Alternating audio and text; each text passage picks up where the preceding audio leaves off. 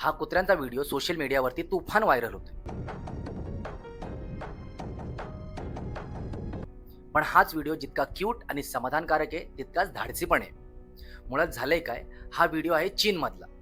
कुत्र्याचं मांस विक्री करणाऱ्या चोरट्याच्या टोळींनी या 7 कुत्र्यांना पळवले आणि त्यांना घेऊन चाललेले.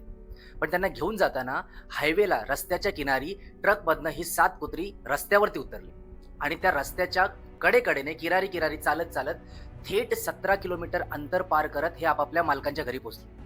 म्हणजे ह्या सगळ्या कुत्र्यांचा मालक एकच होता असं नाहीये, पण त्याच जवळपासच्या भागामध्ये राहणारी ही कुत्री होती. ह्या ग्रुपमध्ये एक जखमी जर्मन शेफर्ड, एक लॅब्राडॉर, एक गोल्डन रिट्रीव्हर, पेग्नीज आणि कॉर्गी कुत्र्यांचा समावेश होता.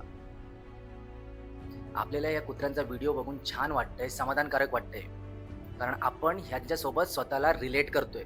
सध्याच्या माणुसकीहीन समाजामध्ये आपण ह्या प्राण्यांमध्ये जिव्हाळा शोधतोय. तो एक पेंग्विन, मग तो पंच मंकी आणि आता हे 7 कुत्रे.